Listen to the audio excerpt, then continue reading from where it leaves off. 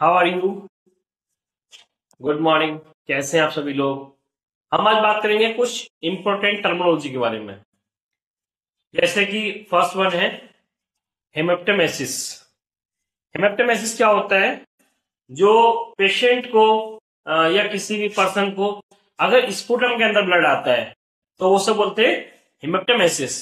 मतलब किसी को ट्रेकिया के अंदर या फिर लंग्स में कहीं ना कहीं कोई इन्फेक्शन हो गया, इंजरी हो गई है या कोई वुंड हो गया है, तो उस वजह से स्कार हो गया है, उस वजह से उसको ब्लड आ रहा है स्पुटम में, मतलब खांसने के बाद जो स्पुटम आ रहा है उसमें ब्लड आ रहा है, तो उसे बोलेंगे हेमेप्टेमेसिस। देन सेकेंड थिंग, अगर हम बात करें हेमेटोमेसिस की, तो हेमेटोमेसिस जो होता है वो होता है vomiting content in the blood. मतलब जो वोमिटिंग कंटेंट है, जो पेशेंट को वोमिटिंग हुई है उसमें अगर ब्लड आ रहा है तो हेमेटोमेसिस होगा।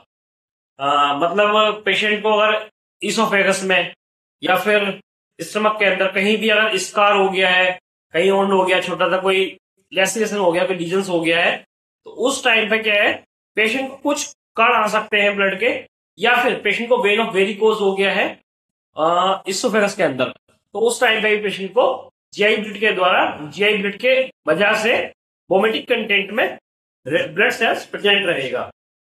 देन हम बात करें हेमेटोमा। तो हेमेटोमा क्या होता है?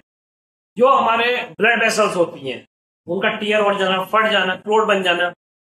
अगर ब्रेन के अंदर हम बात करें, मतलब किसी को चोट लगी, जैसे सिर पे कोई चोट लगी है और उस टाइम पे ब्रेन के अंदर कोई नस, कोई वेन या आर्टरी फूट कर, फट कर और वहां पर ब्लड एक्यूमुलेट हो गया, मतलब इकट्ठा हो गया है, तो उसे बोलेंगे हेमेटोमा। मतलब ब्रेन के अंदर हेमेटोमा बन गया है।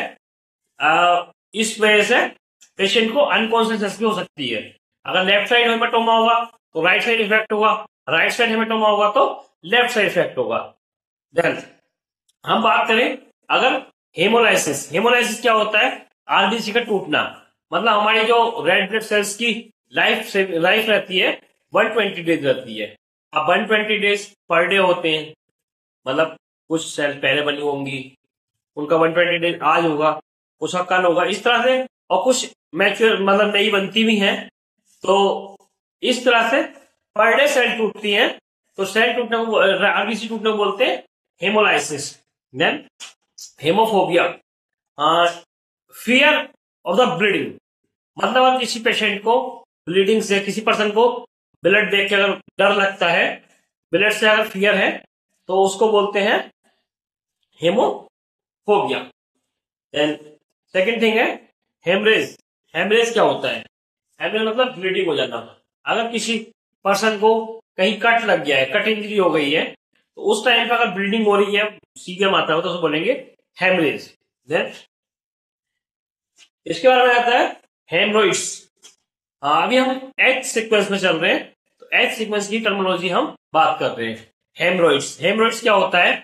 एनल एरिया में छोटे छोटे छोटे छोटे मसल्स, मतलब मस्से टाइप से बन जाना, is called haemorrhoids. Thank you.